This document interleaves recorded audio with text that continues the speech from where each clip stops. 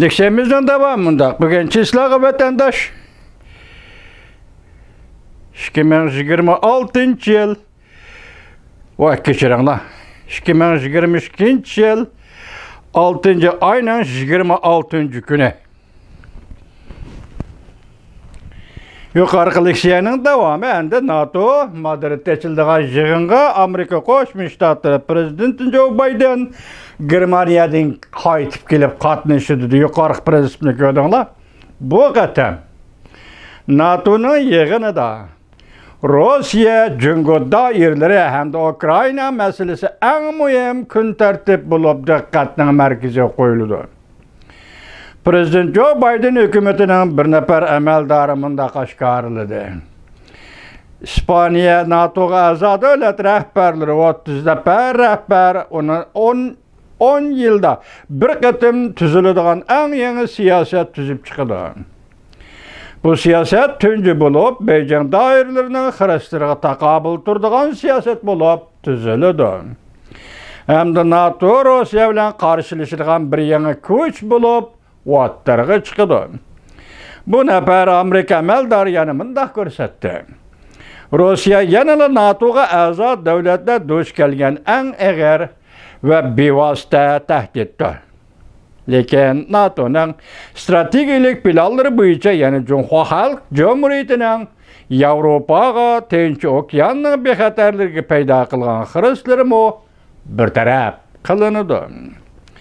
NATO'nun katibi Stoltenberg yuqoridagi fikr bayon qilayotgan bir paytda Rossiyaning Ukrainaga tajovuz qilish urushi NATO'ga a'zo davlatlar doirasida muhim o'rin tutib kelganiga bir necha ay bo'ldi. Jungo Kompartiya doiralari Rossiya armiyasi og'ir talafot tortgan va xoritish urushiga kirib qolgandan keyin Jungo go'yo Rossiyani ozdan oz qo'llaydigan va Ukrainada og'ir insonparvarlik krizisi paydo qiladigan endi butun yer shariga chetiladigan tajovuzchilik urushiga qo'yoq sherik bo'lib qoldi Jungo Kompartiyasi. İki davlat rahbarlari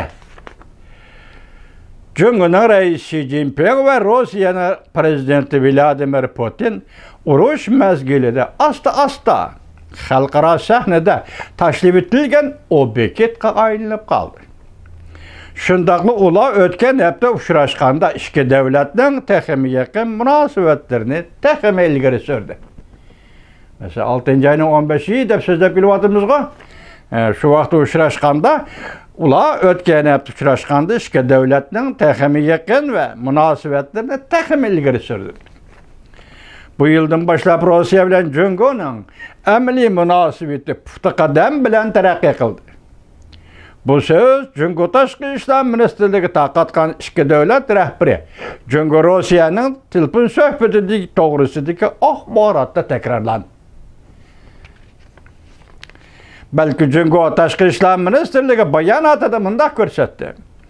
İki devlet rahbarlari Rossiya Jungo qo'shni davlatlarni va rayonlarni va territoriyalarni egallash jihatda nishoni birdek bo'ldi. Bir-birimizni qo'llaymiz deb ko'rsatdi. Buning ichida Xi Jinping Vladimir Putinga mundaq dedi. Mening davlatim Rossiya davlati bilan birlikda egilik huquq, bexatarlik qatorliq jonajon manfaat va ko'ngil bo'ladigan zo'r masalalarda o'zaro bir-birimizni qo'llashga va strategik siyosat hamkorligini quyuqlashtirishga, shu orqali xalqaro va rayon doirasidagi tashkilotlarda qadamni moslashtirishga qo'shiladi. Rossiya Ukrainaga tajovuz qilgan urushda Jungo betaraf turgandek ko'rinib, g'arb dunyosini amin topqizib boqdi. O'xshashli Jungo Rossiyaning tajovuzchilik urushini qonunlashtirish uchun tarqatgan tashviqotlarida shatotidek takrorlab keldi. Shuning bilan Ukraina Jungo munosabati 0 nuqtaga tushib qoldi. Devamını anlayışız ötedi.